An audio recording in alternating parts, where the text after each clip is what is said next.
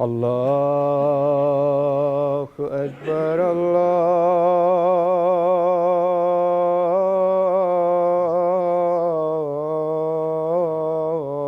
الله أكبر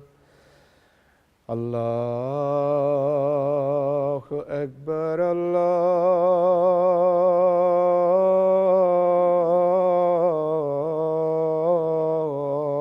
الله أكبر أشهد أن لا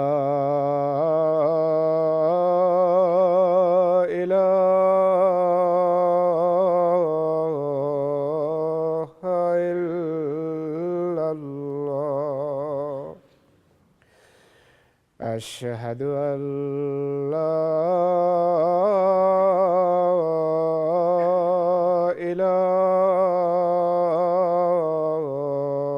إله إلا الله أشهد أن محمدًا رسول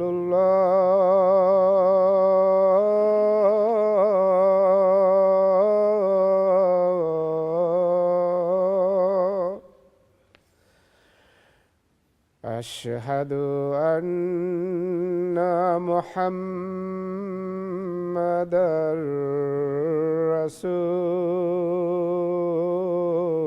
رسول الله حي على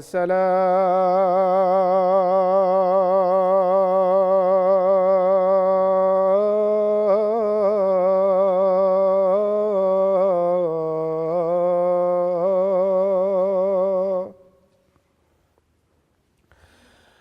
حي على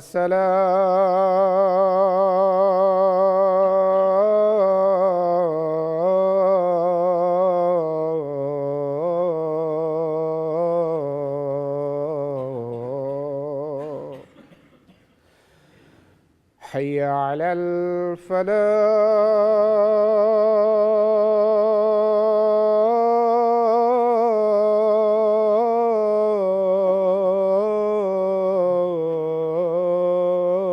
الفلاح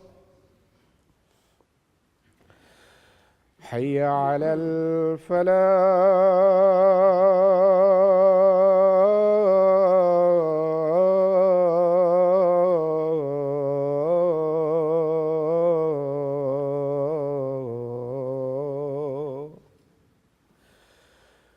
الله أكبر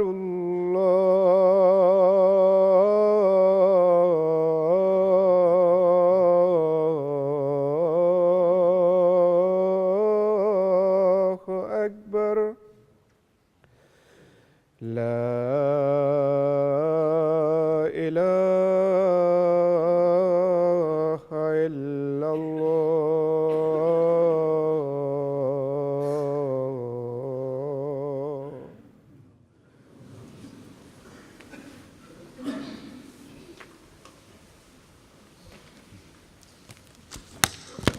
السلام عليكم ورحمة الله.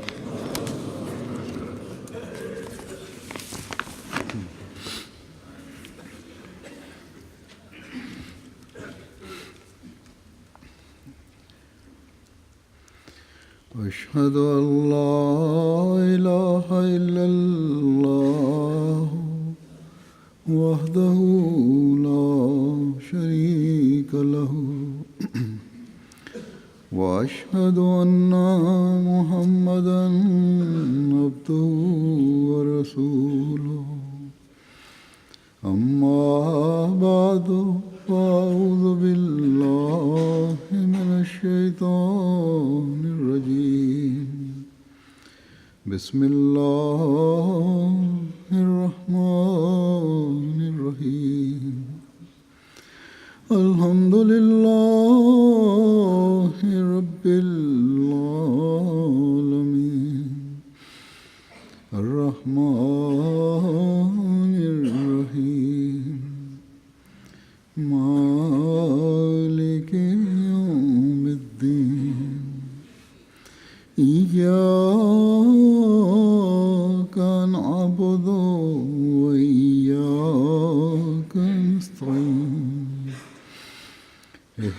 الصراط المستقيم صراط الذين أنعمت عليهم غير المغضوب عليهم ولا الضالين.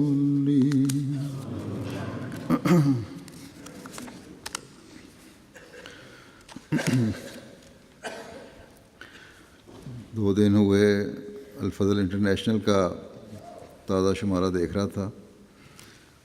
اس میں حضرت مسلم موعود رضی اللہ عنہ کے خطاب کا ایک حصہ دیا ہوا تھا، جس میں آپ نے اس وقت 1937 میں یہ توجہ دلائی تھی کہ ابھی کئی صحابہ موجود ہیں، اس لیے ان سے حضرت مسیح موعود علیہ السلام کے حالات اور کلمات جمع کروائے جائیں،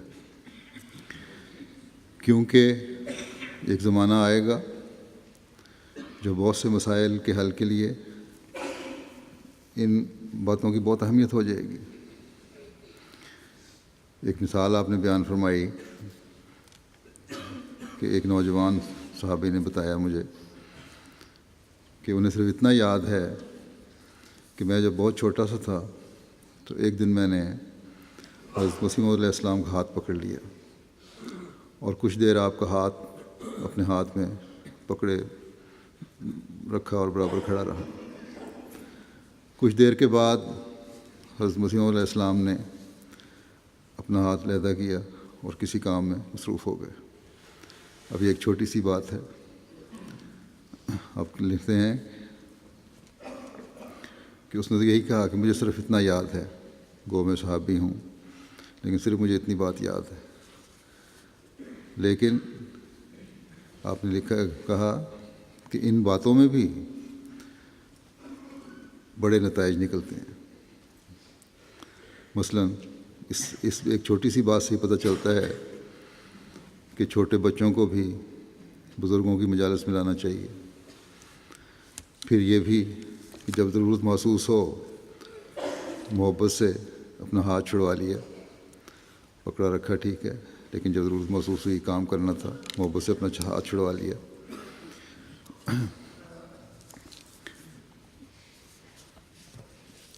تو اب لکھتے ہیں کہ ایسی باتیں بعض دفعہ بعد میں اٹھنے والے مسائل کا جواب ہوتی ہیں.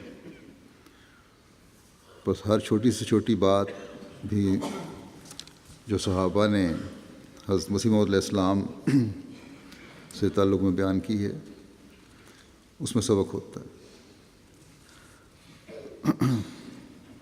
کہ بچوں سے بھی ہاتھ پکڑا، محبت سے پکڑا، پکڑے رکھا، چھڑوایا نہیں. جب ضرورت ہوئی، کام کی ضرورت ہوئی، چھڑوا بھی لیا طریقے سے، محبت سے، پیار سے، تاکہ بچے پہ برا اثر بھی نہ پڑے. صحابہ کے واقعات تو پہلے ہی میں بیان کرتا رہا ہوں. حضرت مسلم موعود نے اپنے انداز میں بھی اپنے بعض واقعات یا جو آپ کے سامنے ہوئے، جو آپ نے دیکھے، وہ بیان کیے. آپ کے مختلف خطابات اور خطبات میں آپ بیان فرماتے رہے اور یہ چھپے ہوئے ہیں. ان میں سبق بھی ہیں، نصائح بھی ہیں، تاریخ بھی ہے، حضرت مسیح موعود علیہ السلام کی سیرت بھی ہے، اس کے کئی پہلو سامنے آتے ہیں. تو ہماری زندگیوں میں یہ سب باتیں بڑا مؤثر کردار ادا کرتی ہیں، ہماری زندگیاں سنوارنے والی باتیں ہیں. ہمارے ایک واقف زندگی حبیب الرحمٰن صاحب نے کوشش کی ہے، کر رہے ہیں کہ ان کو جمع کریں مختلف جگہوں سے نکال کے. اچھی کوشش ہے، لیکن بعض باتیں بغیر سیاق و سباق کے واضح نہیں ہو سکتی، کیونکہ انہوں نے صرف واقعات اکٹھے کر دی ہیں. اس کے لیے کچھ اصول اور طریقے بنانے ہوں گے. بہرحال جب یہ علیحدہ چھپ جائے گی تو امید ہے کہ ایک خاص شکل دیے جانے کے بعد تو ایک امید ہے کہ اچھا اضافہ ہوگا ہمارے لٹریچر میں. اس وقت میں نے یہاں بیان کرنے کے لیے بعض باتیں اور واقعات لی ہیں جو حضرت خلیفۃ مسیح ثانی کے اپنے ہیں، یا آپ نے دوسروں کے واقعات بیان کیے ہیں، اپنے انداز میں بیان فرمائے، جیسا کہ میں نے کہا اس میں نصائح بھی ہیں اور بعض باتوں کی وضاحتیں بھی ہیں۔ چند ایک آج میں بیان کروں گا، کسی خاص موضوع پہ نہیں بلکہ مختلف قسم کے واقعات ہیں، اور آئندہ بھی حسب موقع بیان ہوتے رہیں گے انشاءاللہ۔ خطبے میں اس لیے میں واقعات بیان کرتا ہوں اور کروں گا کہ MTA کے ذریعے سے دنیا میں خطبہ جمعہ جو ہے یہ سب سے زیادہ سنا جاتا ہے جماعت احمدیہ میں، اور جیسا کہ میں نے کہا کہ بعض مسائل حل کرنے میں یہ باتیں کردار ادا کرتی ہیں، اس لیے ہر احمدی تک کی پہنچنا ضروری ہے، اور خطبہ ہی اس کا بہترین ذریعہ ہے۔ حضرت مسلم موعود بیان کرتے ہیں کہ ایک دفعہ ایک کتا ہمارے گھر دروازے پر آیا اور میں وہاں کھڑا تھا، اندر کمرے میں صرف حضرت صاحب یعنی حضرت مسیح علیہ السلام تھے۔ میں نے اس کتے کو اشارہ کیا اور کہا کہ ٹیپو ٹیپو۔ حضرت صاحب بڑے غصے سے باہر آئے اور فرمایا، تمہیں شرم نہیں آتی کہ انگریز نے تو دشمنی کی وجہ سے اپنے کتوں کا نام ایک صادق مسلمان کے نام پر ٹیپو رکھ دیا ہے، اور تم ان کی نقل کر کے کتے کو ٹیپو کہتے ہو؟ خبردار آئندہ ایسی حرکت نہ کرنا۔ لکھتے ہیں کہ میری عمر شاید 8-9 سال کی تھی۔ وہ پہلا دن تھا جب میرے دل کے اندر سلطان ٹیپو کی محبت قائم ہو گئی، اور میں نے سمجھا کہ سلطان ٹیپو کی قربانی رائے گاہ نہیں گئی۔ اللہ تعالیٰ نے اس کے نام کو اتنی برکت بخشی کہ خدا تعالیٰ کا مامور، زمانے کا مامور اس کی قدر کرتا ہے اور اس کے لیے غیرت رکھتا ہے۔ پھر اب لکھتے ہیں کہ اس واقعے سے جہاں ایک طرف یہ نتیجہ نکلتا ہے کہ بچے کے ہر فعل کو بلا امتیاز برداشت کرنا حلم کی تعریف میں داخل نہیں، وہاں حضرت صاحب کی بے پناہ دینی اور قومی حمیت کا بھی اندازہ ہوتا ہے۔ وہ بچہ جو آپ کے نہایت محنت سے لکھے ہوئے قیمتی مسودات کو، جن پر خدا جانے کتنے گھنٹوں یا راتوں کی محنت آپ نے صرف فرمائی ہوگی، آنے وحد میں تیلی لگا کر خاکستر کر دیتا ہے، اس کا یہ فعل تو آپ برداشت فرما لیتے ہیں اور اس تکلیف کا کوئی خیال نہیں کرتے جو اس کے نتیجے میں دوبارہ آپ کو اٹھانی پڑی۔ یہ واقعہ جو اس کا حوالہ دے رہے ہیں وہ یہ ہے کہ ایک دفعہ حضرت مسلم موعود نے، چھوٹے تھے، بچے تھے، اپنے بچوں کے ساتھ کھیل رہے تھے، آ کے حضرت مسیح علیہ السلام کی تصنیف فرما رہے تھے، وہ کتاب جو مسودہ لکھا ہوا تھا وہ سارے کو آگ لگا دی، لیکن حضرت مسیح علیہ السلام نے کچھ نہیں کہا اس بات پہ۔ تو آپ یہی فرما رہے ہیں کہ اس کو برداشت کر لیا جو اتنی محنت تھی آپ کی، لیکن یہ برداشت نہیں ہوا کہ ایک قومی لیڈر ہے اس کی ذرا سی بھی حد تک کی جائے۔ فرماتے ہیں لیکن ایک مسلمان سلطان جو قومی حمیت میں شہید ہوا اور جس کے ساتھ آپ کا اسلام کے سوا کوئی اور رشتہ نہ تھا، اس کے نام کو ایک بچے کا لا علمی کی بنا پر بھی اس رنگ میں لینا جس سے اس کی تحقیر ہوتی ہو، آپ سے برداشت نہ ہو سکا۔ اس واقعے میں ان لوگوں کے لیے بھی سبق ہے جو حضرت صاحب پر انگریز کا ایجنٹ ہونے کا الزام لگانے کی جسارت کرتے ہیں۔ قومی حمیت سے لبریز وہ دل جو سلطان فتح علی ٹیپو کی محض اس لیے انتہائی عزت کرتا تھا کہ انگریز کے سامنے سر تسلیم خم کرنے کے بجائے اس نے اپنی زندگی مردانہ وار نثار کر دی۔ کیسے ممکن ہے کہ ایسے غیور انسان کے متعلق کسی غیر قوم کو ایجنٹ ہونے کا وہمہ تک بھی دل میں لایا جائے؟ پھر ایک جگہ بیان فرماتے ہیں کہ میرے نزدیک ان ماں باپ سے بڑھ کر کوئی دشمن نہیں جو بچوں کو نماز با جماعت ادا کرنے کی عادت نہیں ڈالتے۔ مجھے اپنا ایک واقعہ یاد ہے کہ ایک دفعہ حضرت صاحب حضرت مسیح علیہ السلام کچھ بیمار تھے، اس لیے جمعے کے لیے مسجد میں نہ جا سکے۔ میں اس وقت بالغ نہیں ہوا تھا کہ بلوغت والے احکام مجھ پر جاری ہوں، چھوٹا تھا، بچہ تھا۔ تاہم میں جمعہ پڑھنے کے لیے مسجد کو آ رہا تھا کہ ایک شخص مجھے ملا۔ اس وقت کی عمر کے لحاظ سے تو شکل اس وقت تک یاد نہیں رہ سکتی، مگر اس واقعہ کا اثر مجھ پر ایسا ہوا کہ اب تک مجھے اس شخص کی صورت یاد ہے۔ محمد بخش ان کا نام ہے، وہ اب قادیان میں ہی رہتے ہیں۔ میں نے ان سے پوچھا، آپ واپس آ رہے ہیں، کیا نماز ہو گئی ہے؟ تو انہوں نے کہا کہ آدمی بہت ہیں، مسجد میں جگہ نہیں تھی۔ میں واپس آ گیا۔ میں بھی یہ جواب سن کر واپس آ گیا اور گھر میں آ کر نماز پڑھ لی۔ حضرت صاحب نے یہ دیکھ کر مجھ سے پوچھا کہ مسجد میں نماز پڑھنے کیوں نہیں گئے؟ خدا تعالیٰ کا فضل ہے کہ میں بچپن سے ہی حضرت صاحب کا ادب ان کے نبی ہونے کی حیثیت سے کرتا تھا۔ میں نے دیکھا کہ آپ کے پوچھنے میں ایک سختی تھی اور آپ کے چہرے سے غصہ ظاہر ہوتا تھا۔ آپ کے اس رنگ میں پوچھنے کا مجھ پر بہت اثر ہوا۔ جواب میں نے کہا کہ میں گیا تو تھا، لیکن جگہ نہ ہونے کی وجہ سے واپس آ گیا۔ آپ یہ سن کر خاموش ہو گئے، لیکن جس وقت جمعہ پڑھ کر مولوی عبدالکریم صاحب آپ کی طبیعت کا حال پوچھنے کے لیے آئے تو سب سے پہلی بات جو حضرت مسیح موعود علیہ السلام نے آپ سے دریافت کی وہ یہ تھی کہ کیا آج لوگ مسجد میں زیادہ تھے؟ اس وقت میرے دل میں سخت گھبراہٹ پیدا ہوئی کیونکہ میں خود تو مسجد میں گیا نہیں تھا۔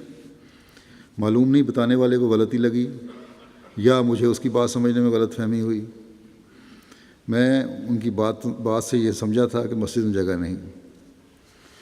مجھے فکر یہ ہوئی کہ اگر مجھے غلط فہمی ہوئی ہے یا بتانے والے کو ہوئی ہے، دونوں صورتوں میں الزام مجھ پر آئے گا کہ میں نے جھوٹ بولا۔ مولوی عبدالکریم صاحب نے جواب دیا کہ ہاں حضور، آج واقعہ میں بہت لوگ تھے۔ میں اب بھی نہیں جانتا کہ اصلیت کیا تھی۔ خدا نے میری بریت کے لیے یہ سامان کر دیا کہ مولوی صاحب کی زبان سے بھی اس کی تصدیق کرا دی، یا فی الواقعہ اس دن کوئی غیر معمولی طور پر زیادہ لوگ آئے تھے۔ بہرحال یہ ایک واقعہ ہوا ہے جس کا آج تک میرے قلب پر ایک گہرا اثر ہے۔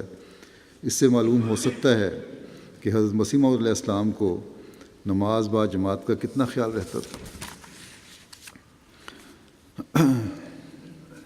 پھر اپنے بچپن کا ایک ہلکا پھلکا واقعہ اپنی تحریر کے بارے میں بیان فرماتے ہیں۔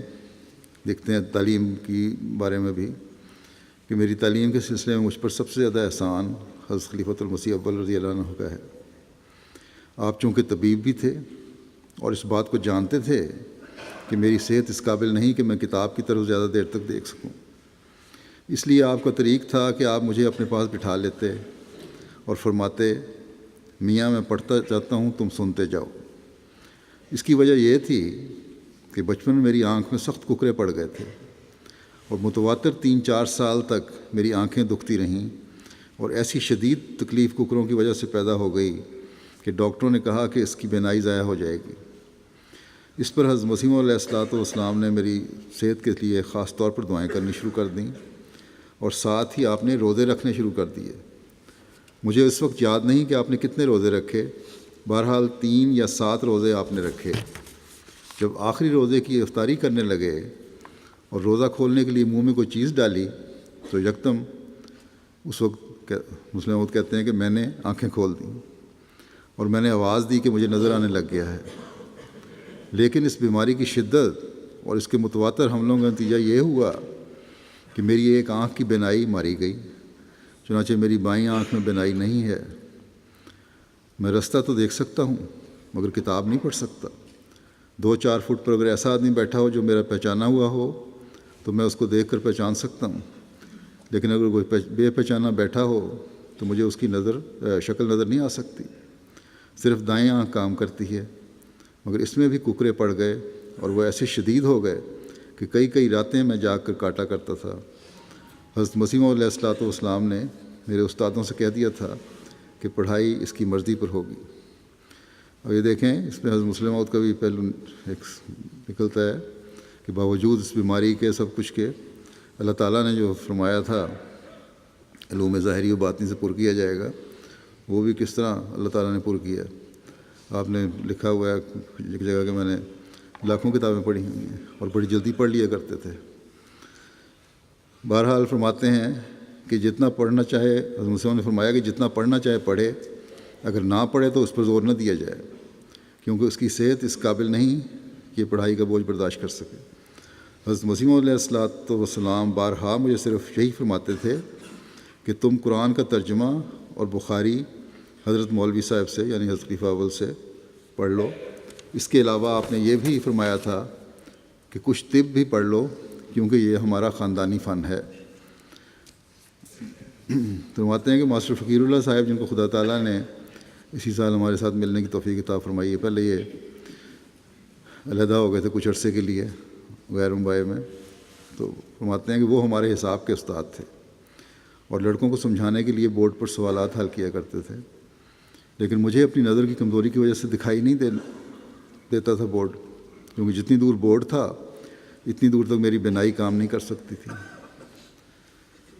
پھر زیادہ دیر تک میں بورڈ کی طرف یوں بھی دیکھ نہیں سکتا تھا کیونکہ نظر تھک جاتی تھی۔ اس وجہ سے میں کلاس میں بیٹھنا فضول سمجھا کرتا تھا، کبھی جی چاہتا تو چلا جاتا اور کبھی نہ جاتا۔ ماسٹر فقیر اللہ صاحب نے ایک دن حضرت مسیح موعود علیہ السلام کے پاس میرے متعلق شکایت کی کہ حضور یہ کچھ نہیں پڑھتا، کبھی مدرسے میں آ جاتا ہے کبھی نہیں آتا۔ مجھے یاد ہے جب ماسٹر صاحب نے حضرت مسیح موعود علیہ السلام کے پاس یہ شکایت کی تو میں ڈر کے مارے چھپ گیا کہ معلوم نہیں حضرت مسیح موعود علیہ السلام کس قدر ناراض ہوں۔ لیکن حضرت مسیح موعود علیہ السلام نے جب یہ بات سنی تو آپ نے فرمایا ماسٹر فقیر اللہ صاحب کو کہ آپ کی بڑی مہربانی جو آپ بچے کا خیال رکھتے ہیں۔ مجھے آپ کی بات سن کر خوشی ہوئی کہ یہ کبھی کبھی مدرسے چلا جاتا ہے، ورنہ میرے نزدیک تو اس کی صحت اس قابل نہیں کہ پڑھائی کر سکے۔ پھر ہنس کر فرمانے لگے اس سے ہم نے آٹے دال کی دکان تھوڑی کھلوانی ہے کہ اسے حساب سکھایا جائے، حساب اسے آئے نہ آئے کوئی بات نہیں۔ آخر رسول کریم صلی اللہ علیہ وسلم یا آپ کے صحابہ نے کون سا حساب سیکھا تھا؟ اگر یہ مدرسے میں چلا جائے تو اچھی بات ہے، ورنہ اسے مجبور نہیں کرنا چاہیے۔ حساب کی بات بتا دوں کہ حضرت مسلم موعود رضی اللہ عنہ کا بعد میں حساب ایسا تھا کہ تقریر کے دوران ہی لاکھوں کی ضربیں تقسیمیں کر کے حساب سامنے رکھ دیا کرتے تھے۔ بہرحال فرماتے ہیں کہ یہ سن کر ماسٹر صاحب واپس آ گئے۔ میں نے نرمی سے اور بھی فائدہ اٹھانا شروع کر دیا اور پھر مدرسے میں جانا ہی چھوڑ دیا۔ کبھی مہینے میں ایک آدھ دفعہ چلا جاتا تھا اور بات چلا جاتا تو اور بات تھی۔ غرض اس رنگ میں میری تعلیم ہوئی اور میں در حقیقت مجبور بھی تھا، کیونکہ بچپن میں علاوہ آنکھوں کی تکلیف کے مجھے جگر کی خرابی کا بھی مرض تھا اور 6 مہینے مونگ کی دال کا پانی یا ساگ کا پانی مجھے دیا جاتا رہا۔ تو جگر کی خرابی کے لیے یہ علاج بھی اچھا ہے، مونگ کی دال کا پانی اور ساگ کا پانی۔ پھر اس کے ساتھ تلی بھی بڑھ گئی تھی، اس کے لیے بھی علاج ہوتا تھا، پھر اور آنکھوں کے ککرے، کافی بیماریاں۔ پھر اس کے ساتھ بخار بھی شروع ہو جاتا تھا جو 6 مہینے تک نہ اترتا تھا۔ تو کہتے ہیں کہ میری پڑھائی کے متعلق بزرگوں کا فیصلہ کر دینا کہ جتنا پڑھنا چاہے پڑھ لے، اس پر زیادہ زور نہ دیا جائے۔ ان حالات سے ہر شخص اندازہ لگا سکتا ہے کہ میری تعلیمی قابلیت کا کیا حال ہوگا۔ ایک دفعہ ہمارے نانا جان حضرت میر ناصر نواب رضی اللہ عنہ نے میرا اردو کا امتحان لیا۔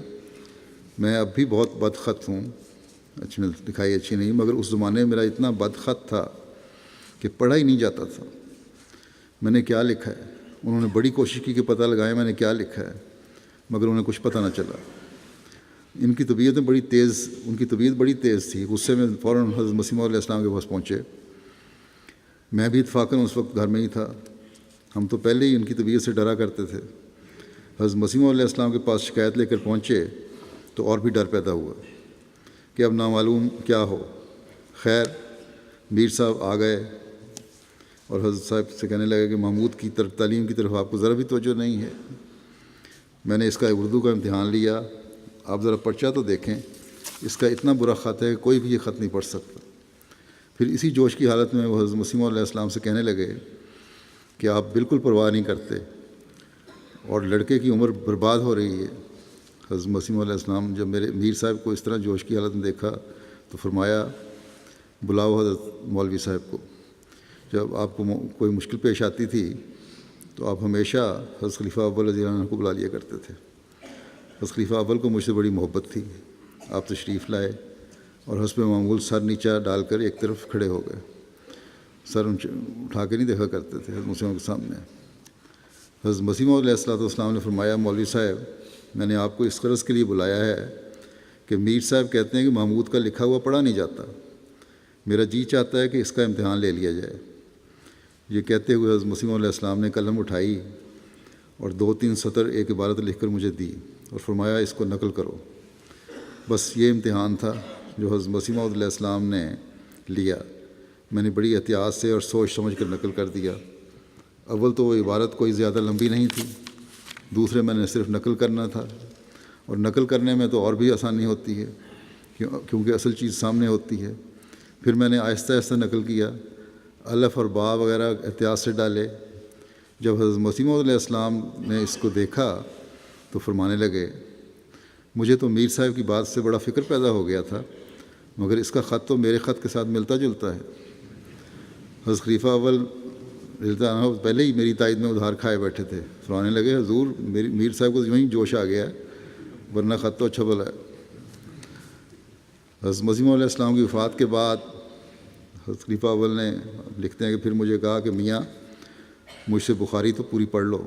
دراصل میں نے آپ کو بتا دیا تھا کہ حضرت مسیح موعود علیہ السلام مجھے فرمایا کرتے تھے کہ مولوی صاحب سے قرآن اور بخاری پڑھ لو.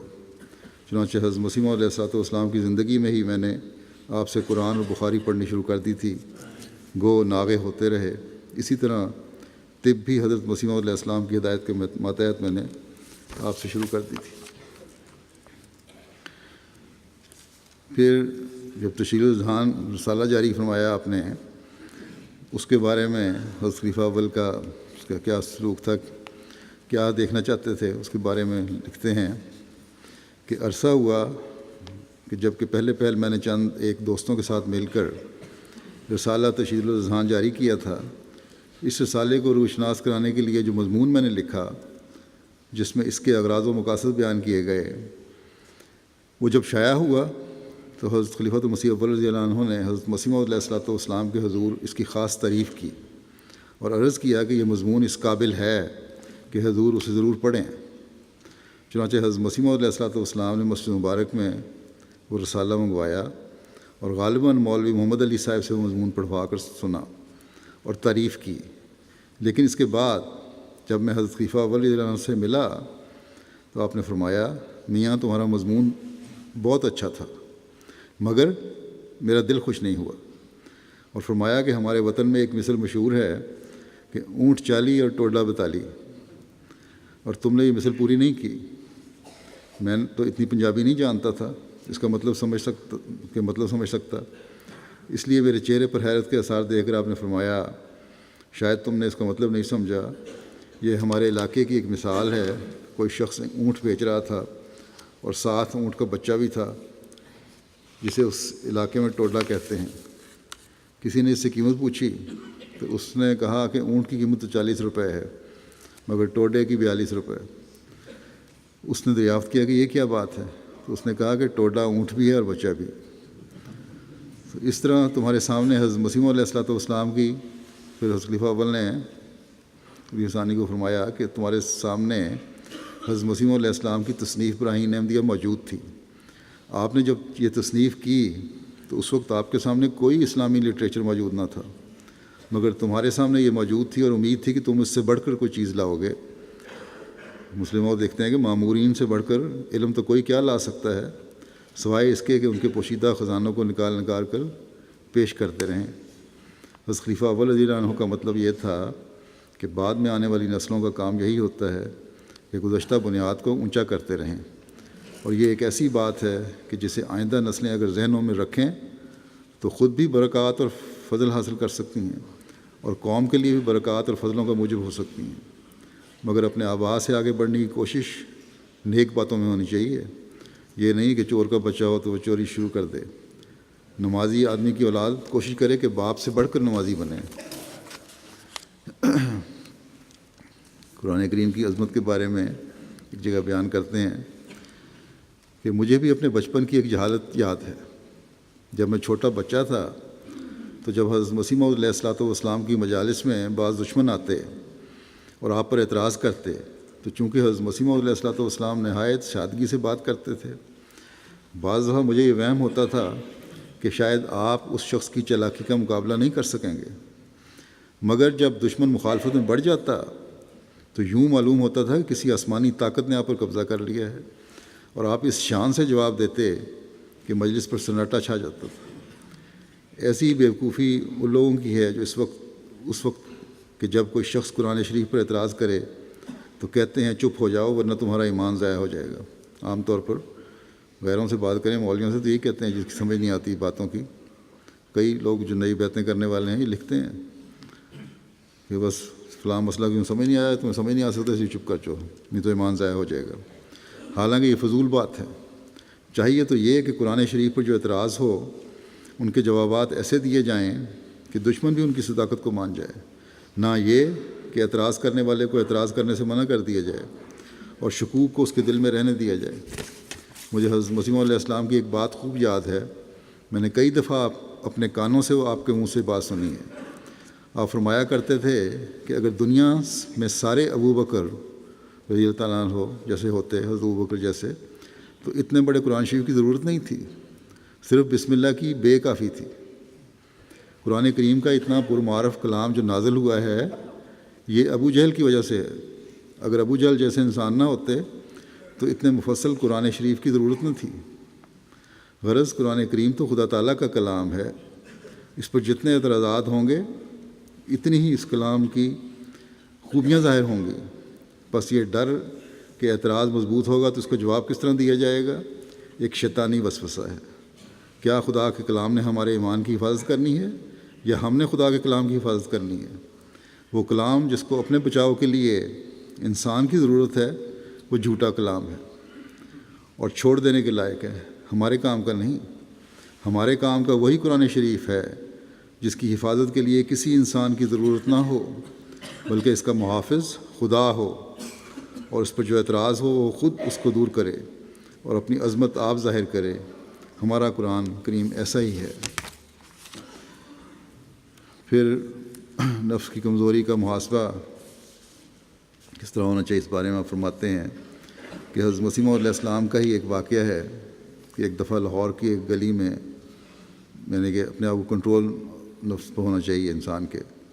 ایک دفعہ لاہور کی ایک گلی میں ایک شخص نے آپ کو دھکا دیا، آپ گر گئے، جس سے آپ کے ساتھی جوش میں آ گئے اور قریب تھا کہ اسے مارتے، لیکن آپ نے فرمایا کہ اس نے اپنے جوش میں سچائی کی حمایت میں ایسا کیا ہے، اسے کچھ نہ کہو۔ بس انبیاء اپنے نفس کے سوال کی وجہ سے نہیں بولتے بلکہ خدا کی عزت کے قیام کے لیے بولتے ہیں۔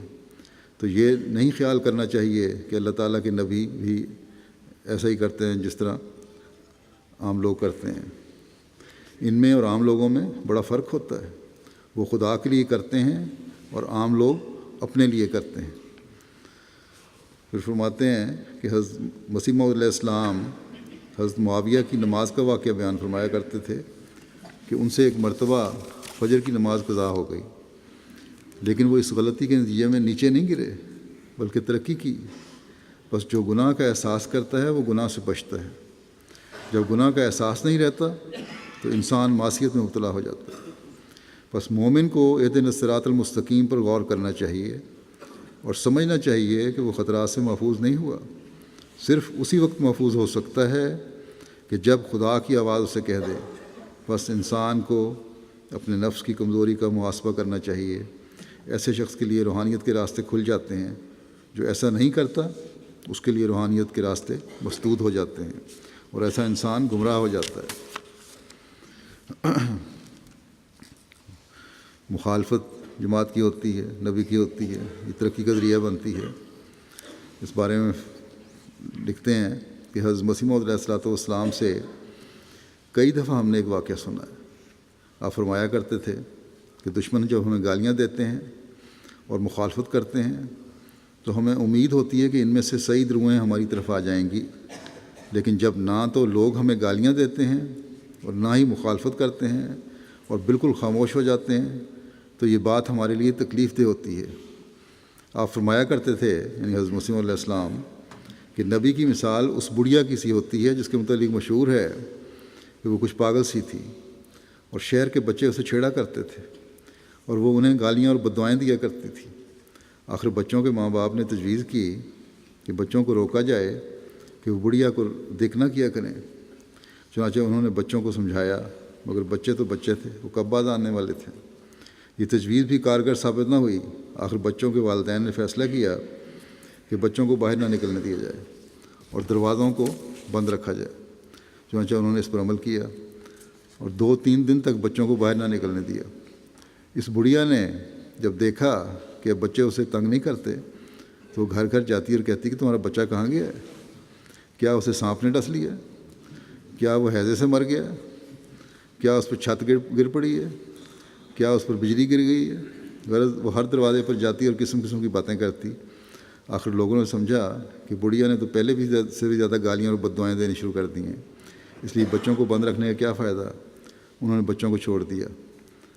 آپ فرمایا کرتے تھے کہ یہی حالت نبی کی ہوتی ہے، جب مخالفت تیز ہوتی ہے تب بھی اسے تکلیف ہوتی ہے، اور جب مخالف چپ کر جاتے ہیں تب بھی اسے تکلیف ہوتی ہے، کیونکہ جب تک مخالفت نہ ہو لوگوں کی توجہ الہی سلسلے کی طرف نہیں ہو سکتی۔ نبی کی طرف سے گالیاں تو نہیں آتی، نبی کی طرف سے تو ہر صورت میں دعائیں ملتی ہیں، لیکن مخالفت جب تیز ہوتی ہے تو مخالفین کے لیے بھی دعائیں ہوتی ہیں تاکہ اس میں سے صحیح روحیں پھر حق کو قبول بھی کر لیں۔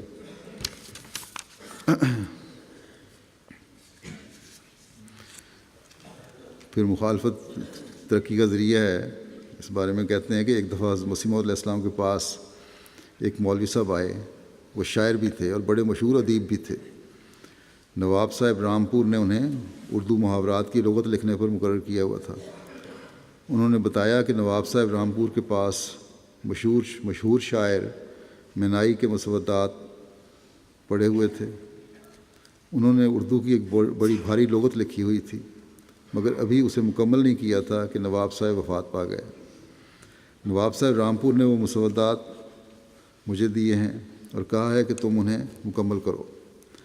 حضرت مسیح موعود علیہ السلام نے پوچھا کہ رامپور میں تو ہماری بڑی مخالفت ہے اور آپ وہاں کے رہنے والے ہیں، آپ کو بیعت کرنے کی توجہ کیسے ہوئی؟ وہ کہنے لگے کہ مجھے کسی نے در سمین دی تھی، میں چونکہ خود شاعر ہوں، میں نے آپ کا کلام پڑھا جس کی وجہ سے میں بہت متاثر ہوا کیونکہ اس میں محبت رسول بھری پڑی تھی۔ اس کے بعد مولوی ثناء اللہ صاحب وہاں آئے اور انہوں نے ایک تقریر کی۔ اس تقریر میں انہوں نے بتایا کہ مرزا صاحب اسلام کے سخت دشمن ہیں اور رسول کریم صلی اللہ علیہ وسلم کی حد تک کرتے ہیں۔ میں نے ان کی تقریر سن کر سمجھا کہ مرزا صاحب ضرور سچے ہیں، ورنہ ان مولوی صاحب کو آپ کے متعلق اتنا جھوٹ بولنے کی کیا ضرورت تھی۔ جس شخص کے اندر اس قدر محبت رسول ہے کہ اس کا کلام اس سے بھرا پڑا ہے، اس کے متعلق اگر کوئی مولوی کہتا ہے کہ وہ رسول کریم صلی اللہ علیہ وسلم کا سخت دشمن ہے تو وہ یقیناً جھوٹا ہے مولوی، اور جس شخص پر وہ حد تک رسول کا الزام لگاتا ہے وہ سچا ہے، ورنہ اس تقریر کرنے والے کو جھوٹے دلائل دینے کی کیا ضرورت تھی۔ وہ سچی بات کہتا کہ اگرچہ اس شخص نے در سمین میں رسول کریم صلی اللہ علیہ وسلم کی بڑی تعریف کی ہے، خدا تعالیٰ کی بڑی تعریف کی ہے، مگر ہے جھوٹا۔ اگر وہ ایسا کہتا تو پھر کوئی بات نہیں تھی، لیکن اس نے سچائی کو بالکل ترک کر دیا اور کہا کہ یہ شخص خدا تعالیٰ اور اس کے رسول کریم صلی اللہ علیہ وسلم سے متعلق بدگوئی کرتا ہے۔ میں نے اس کی تقریر سنی تو فوراً سمجھ لیا کہ مرزا صاحب اپنے دعوے میں سچے ہیں اور میں آپ کی بیعت کے لیے تیار ہو گیا۔ تو حقیقت یہ ہے کہ بسا اوقات دشمن تو یہ کوشش کرتا ہے کہ مومنوں کے خلاف لوگوں میں جوش پیدا کرے، لیکن بجائے جوش ابھرنے کے وہ بات مومنوں کے حق میں مفید ہو جاتی ہے۔ ایک واقعہ اسی طرح کا پرانا شروع کا ابتدائی زمانے کا بیان فرماتے ہیں کہ گجرات کے ضلع میں چک سکندر کے قریب بھاؤ گھسیٹ پور ایک گاؤں ہے جہاں حضرت مسیح موعود علیہ السلام کے زمانے میں چند نہایت ہی مخلص بھائی رہا کرتے تھے۔ لکھتے ہیں کہ میں اس وقت چھوٹا تھا، مگر مجھے خوب یاد ہے کہ وہ بڑے شوق سے حضرت مسیح موعود علیہ السلام کی مجلس میں آ کر بیٹھا کرتے تھے اور بڑے محظوظ ہوا کرتے تھے۔ حضرت مسیح موعود علیہ السلام کے ایک سالے تھے، یعنی بیوی کے بھائی، جن کا نام علی شیر تھا، پہلی بیوی کے بھائی تھے یہ۔ چونکہ خدائی منشا اور اس کے احکام کے ماتحت آپ نے حضرت ام المومنین سے شادی کر لی تھی، اس لیے آپ کی پہلی بیوی کے رشتہ دار آپ سے مخالفت رکھنے لگ گئے تھے۔ حضرت مسیح علیہ الصلوۃ والسلام کی پہلی بیوی ایک بہت ہی نیک عورت تھیں۔ میں نے دیکھا ہے کہ وہ ہم سے اتنی محبت کرتی تھیں کہ کہنے کو لوگ کہتے ہیں کہ ماں سے زیادہ چاہے پھپھا گھٹنی کو کہلائے، مگر واقعہ یہ ہے کہ ہم بچپن میں یہی سمجھتے تھے کہ وہ ہم سے ماں سے زیادہ پیار کرتی ہیں۔ اس لیے لوگوں کی جو غلط فہمیاں ہے نا کہ پہلی بیوی سے تعلق نہیں تھا، وہ بھی غلط ہے۔ فرمایا لکھتے ہیں کہ ہماری بڑی بہن عصمت جب فوت ہوئیں تو ان دنوں چونکہ محمدی بیگم کی پیش گوئی پر حضرت مسیح علیہ الصلوۃ والسلام کے رشتہ داروں نے ایک مخالفانہ اشتہار شائع کیا تھا، اس لیے ہمارے اور ان کے گھر کے درمیان کا جو دروازہ تھا وہ حضرت مسیح علیہ الصلوۃ والسلام نے بند کروا دیا تھا۔ حضرت ام المومنین نے سنایا کہ جب عصمت بیمار ہوئی اور اس کی حالت نازک ہو گئی تو جس طرح ذبح ہوتے وقت مرغی تڑپتی ہے وہ تڑپتی تھیں، یعنی پہلی والدہ بڑی والدہ، اور بار بار کہتی تھیں میری اماں کو نہ بچی تڑپتی تھی، بچی بے چین ہوتی تھی، اور بار بار کہتی تھی کہ میری اماں کو بلا دو، یعنی بڑی والدہ کو۔ چنانچہ حضرت مسیح علیہ الصلوۃ والسلام نے انہیں بلوایا۔ جب وہ آئیں اور انہوں نے عصمت کے ہاتھ میں اپنا ہاتھ دیا تو اسے آرام اور سکون حاصل ہوا اور تب اس کی جان نکلی۔ غرض وہ بہت ہی نیک عورت تھیں اور ان کو اپنی سوکن کے بچوں سے بہت زیادہ محبت تھی۔ خود حضرت مسیح علیہ الصلوۃ والسلام سے بھی وہ بڑی محبت رکھتی تھیں اور آپ کی بڑی قدر کرتی تھیں، اور آپ کے متعلق کسی سے وہ کوئی بری بات نہیں سن سکتی تھیں۔ مگر ان کے بھائی بڑے متعصب تھے اور وہ آنے والے احمدیوں کو ورگلاتے رہتے تھے اور کہتے تھے کہ میں تو اس کا بھائی اور رشتہ دار ہوں، میں جانتا ہوں کہ اس نے صرف ایک دکان کھول رکھی ہے اور کچھ نہیں ہے، یعنی حضرت مسیح علیہ السلام کے بارے میں، صرف دکان کھولی ہے اور کچھ نہیں ہے، نبوت کا ڈھونسلہ ہے۔ اور کمزور لوگوں کو دھوکہ لگ جاتا ہے، جب یہ باتیں سن کے کمزور لوگوں کو دھوکہ لگ جاتا کہ بھائی جب یہ باتیں کہہ رہا ہے تو ٹھیک ہی ہوں گی۔ ایک دفعہ تحصیل کھاریاں کہ یہی جن کا پہلے شروع میں ذکر ہوا ہے بھائی تھے، پانچوں بھائی قادیان آئے۔ اس وقت تک ابھی بہشتی مقبرہ نہیں بنا تھا، یہ اس سے بہت پہلے کی بات ہے۔ اس زمانے میں جو لوگ قادیان آیا کرتے تھے انہوں نے متبرک مقامات کی زیارت کے لیے یا تو مسجد مبارک میں چلے جانا، حضرت خلیفۃ المسیح اول کی مجلس میں چلے جانا، اور یا پھر ہمارے دادا کے باغ میں چلے جانا۔ وہ سمجھتے تھے کہ چونکہ یہ حضرت مسیح علیہ الصلوۃ والسلام کے والد کا باغ ہے اس لیے یہ بھی متبرک جگہ ہے۔ اس باغ کے رستے میں وہ جگہ تھی جہاں محلہ دارالضعفاء بنا تھا۔ اس محلے کے بننے سے پہلے یہ زمین علی شیر صاحب کے پاس تھی، یعنی یہ جو حضرت مسیح علیہ السلام کی پہلی بیوی کے بھائی تھے، اور وہ اس میں شوق سے باغیچہ لگایا کرتے تھے۔ ایک لمبی سی سیخ انہوں نے اپنے ہاتھ میں رکھی ہوئی ہوتی تھی، داڑھی بھی بڑی لمبی تھی، مگر سلسلے کے سخت دشمن تھے اور ہمیشہ اس تاڑ میں رہتے تھے کہ کوئی احمدی ملے تو اس کے ورگلاؤں۔ ایک دفعہ یہ پانچوں بھائی قادیان آئے جیسے کہ ذکر ہوا ہے اور باغ دیکھنے کے لیے چل پڑے۔ ان میں سے ایک بھائی تیز تیز قدم اٹھائے ہوئے سب سے آگے جا رہا تھا۔ مرزا علی شیر نے انہیں دیکھ کر پہچان لیا کہ یہ باہر کے آدمی ہیں، اور انہوں نے زور سے آواز دی کہ بھائی صاحب ذرا میری بات سننا۔ اس آواز پر وہ آگے مرزا شیر علی آ گئے۔ مرزا شیر علی نے ان سے کہا کہ آپ یہاں کس طرح آئے ہیں؟ انہوں نے کہا ہم نے سنا تھا کہ مرزا صاحب نے مہدی اور مسیح ہونے کا دعویٰ کیا ہے، اس لیے یہاں ہم ان کی زیارت کے لیے آئے ہیں، کیونکہ ہمیں وہ اپنے دعویٰ میں سچے معلوم ہوتے ہیں۔ وہ کہنے لگا کہ تم اس کے دھوکے میں کس طرح آ گئے؟ تم نہیں جانتے یہ تو اس شخص نے اپنی روزی کمانے کے لیے ایک دکان کھول رکھی، یہ میرا بھائی ہے اور میں اس کے حالات کو خوب جانتا ہوں۔ تم تو باہر کے رہنے والے ہو، تمہیں اصل حالات کا کیا علم ہو سکتا ہے؟ تم اس کے دھوکے میں نہ آنا ورنہ نقصان اٹھاؤ گے۔ وہ احمدی دوست مرزا شیر علی کی بات سن کر بڑے شوق سے آگے بڑھے اور کہنے لگے کہ ذرا دست پنجہ تو لیں، یعنی ہاتھ مصافحہ کریں، ہاتھ پکڑائیں اپنا۔ تو شیر علی صاحب نے سمجھا کہ میری باتوں کا اس پہ اثر ہو گیا اور بڑی بزرگی کا یہ قائل ہو گیا میری، کیونکہ ان کی عادت تھی کہ وہ باتیں بھی کرتے جاتے تھے اور ساتھ ساتھ سبحان اللہ اور استغفر اللہ بھی کہتے جاتے تھے۔ تو اس نے بڑے شوق سے اپنا ہاتھ آگے بڑھایا شیر علی نے، اور سمجھا کہ آج ایک اچھا شکار میرے قابو آ گیا ہے۔ تو یہ جو بھائیوں میں سے ایک بھائی جو آگے تھے احمدی، انہوں نے زور سے ان کا ہاتھ پکڑا اور باقی چاروں بھائیوں کو زور زور سے آوازیں دینی شروع کر دیں کہ جلدی آنا ایک ضروری کام ہے۔ ہمارے مسلموں لکھتے ہیں کہ ہمارے ماموں نے سمجھا کہ اس میں میری بات کا اثر ہو گیا ہے، اور اب یہ اپنے بھائیوں کو اس لیے بلا رہا ہے کہ انہیں بتائے کہ یہ ٹھیک کہہ رہا ہے، اور وہ اپنے دل میں بڑے خوش ہوئے کہ آج میرا حربہ کارگر ہوا ہے۔ مگر جب ان کے بھائی وہاں پہنچ گئے، چاروں بھائی آ گئے، پانچوں اکٹھے ہو گئے، تو جو پہلے بھائی آئے ہوئے تھے کہنے لگے ہم قرآن اور حدیث میں پڑھا کرتے تھے کہ دنیا میں ایک شیطان ہوا کرتا ہے، مگر وہ ہمیں ملتا نہیں تھا، آج حسن اتفاق سے ہمیں شیطان مل گیا ہے جو ورگلا رہا ہے۔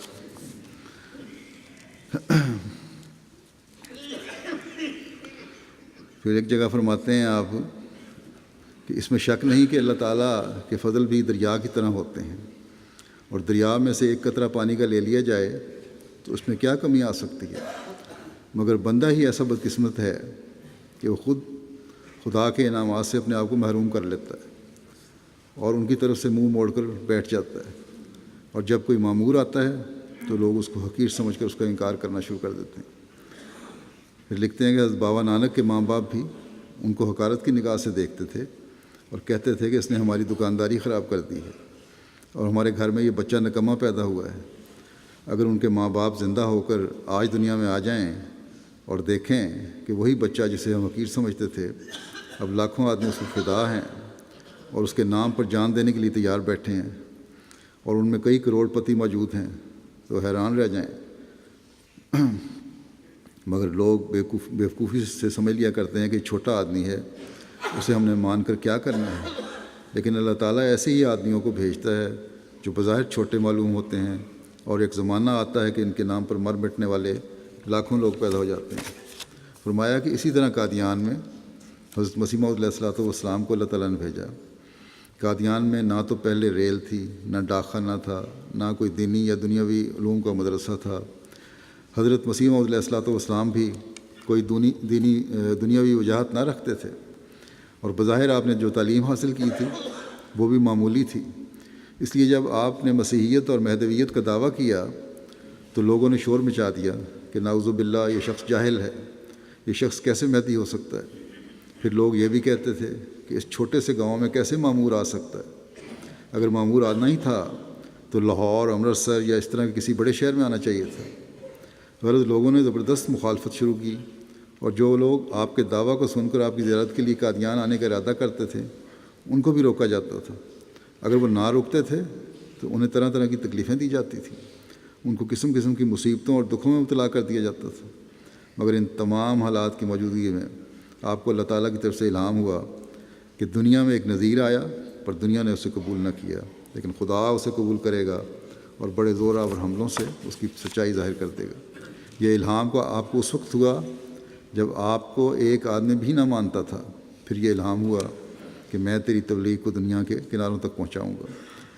اس زمانے میں مخالفت کا یہ حال تھا کہ حضرت مسیح موعود علیہ الصلوۃ والسلام کا ایک نوکر پیرا نامی تھا جو اتنا بیوقوف تھا کہ وہ سالن میں مٹی کا تیل ملا کے پی جاتا تھا۔ حضرت مسیح موعود علیہ الصلوۃ والسلام کو کبھی کبھی کسی کام کے لیے اسے بٹالہ بھیج دیا کرتے تھے۔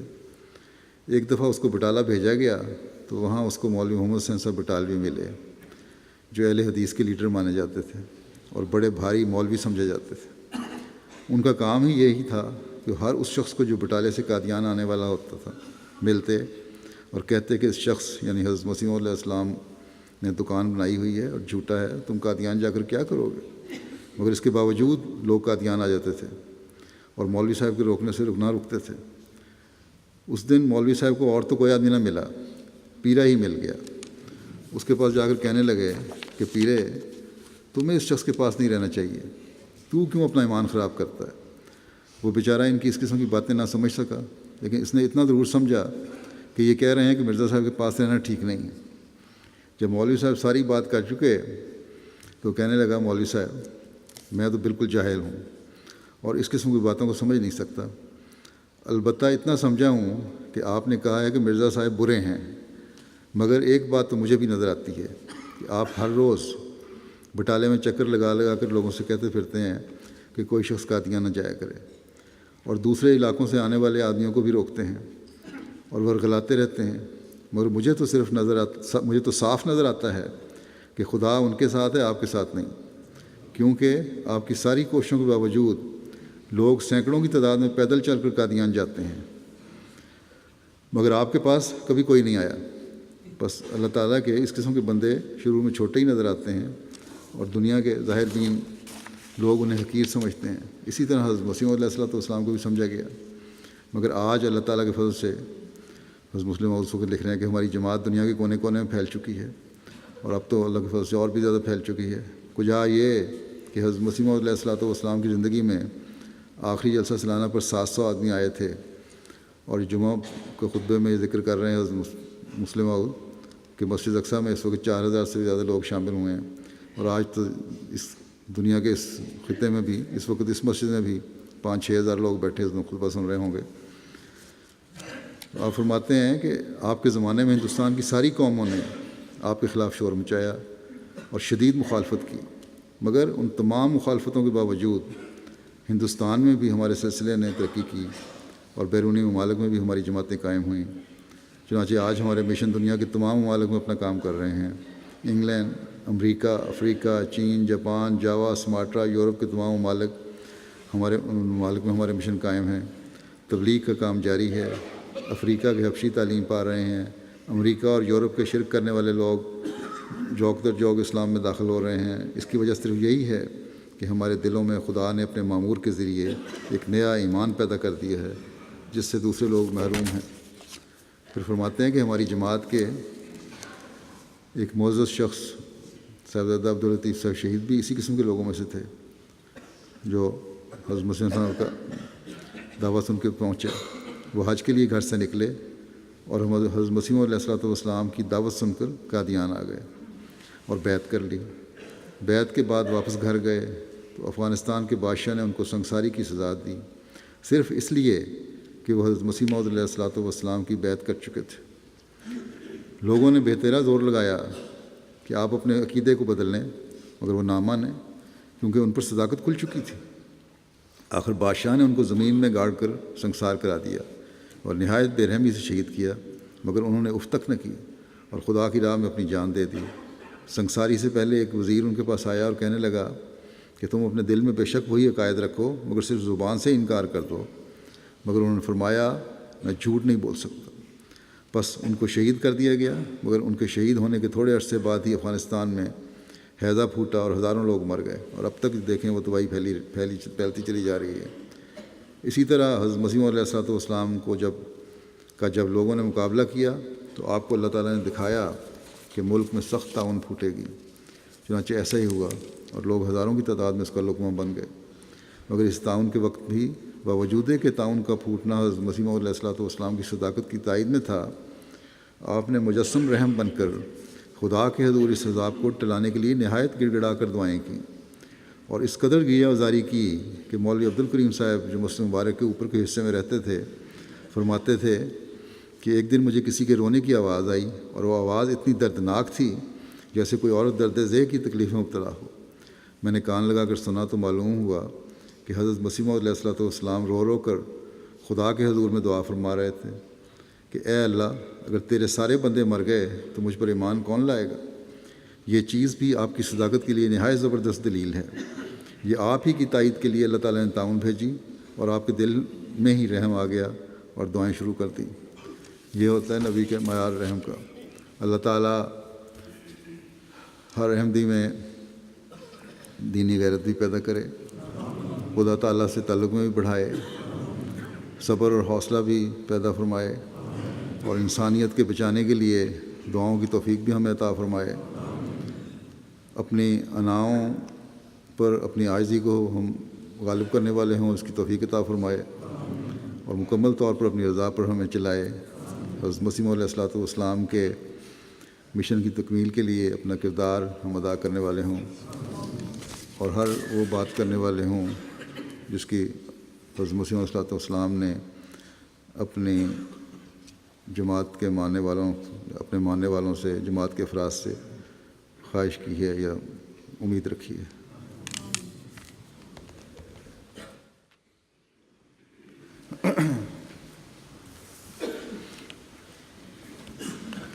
الحمد للہ الحمد لله نحمده ونستعينه ونستغفره ونؤمن به ونتوكل عليه ونعوذ بالله من شرور أنفسنا ومن سيئات أعمالنا من يهده الله فلا مضل له ومن يضلل فلا هادي له ونشهد أن لا إله إلا الله ونشهد أن محمدا عبده ورسوله عباد الله رحمكم الله